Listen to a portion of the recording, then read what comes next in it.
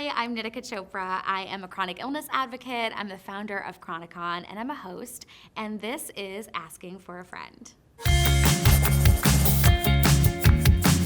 Dear Nitika, asking for a friend, what is psoriasis? So psoriasis is a skin condition, but what a lot of people don't realize is that while it shows up on the skin oftentimes as red or flaky patches, it is actually also an autoimmune disease. So when you have an autoimmune disease, there's a lot of systemic things that are happening with your body that go way beyond just the skin.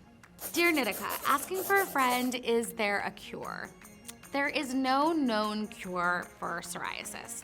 I know that in my own experience, I have been through ups and downs with my condition with psoriasis, and there have been times when I haven't been as affected by it and times when I've been more affected by it, but there is no medically known cure. Dear Nitika, asking for a friend, how does chronic illness affect relationships? Honestly, it has been my greatest teacher when it comes to relationships. Chronic illness can be intense, it can be heavy, it can be hard, and although I have a lot of other parts of me that are fun and, a joy to be around, obviously, that is not always the case when I'm going through something really real. And so relationships, whether it's romantic or with friends, they've been a real challenge because I feel like I've had to be honest and real much faster than a lot of people out there might want to be. Now, at the same time, I will add that I think that's actually become my superpower, and it's actually something that I love about myself because it helps me filter people out really fast.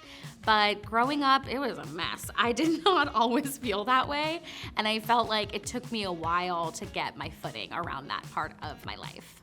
Dear Nitika, asking for a friend, what are ways I can practice self-love while living with psoriasis? This is such a great question. I think for the first thing that comes to mind is really having a relationship with your body that starts with kindness and grace and care. I know you're having this experience that might feel really medical, which for me it did for a long time, like all the different treatments and things that I was trying. But it's not really about that. That's just one aspect, right? You are a living, breathing thing. So to be able to go from all that stuff to actually just getting to the center of who you are, nurturing things like that you like to do, whether it's listening to audiobooks or hanging out at brunch with friends or whatever that might be.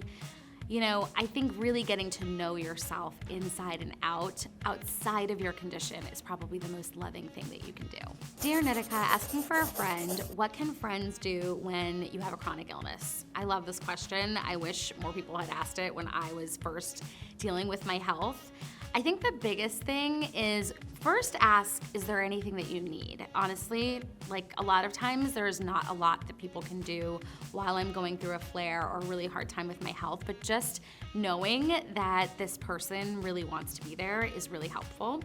And then I think when you're feeling better and you have more energy, I think if that person, you being the friend, can think about the things that this friend of yours really loves to do. Like I have certain lattes that I really love or certain movies that I just love to watch.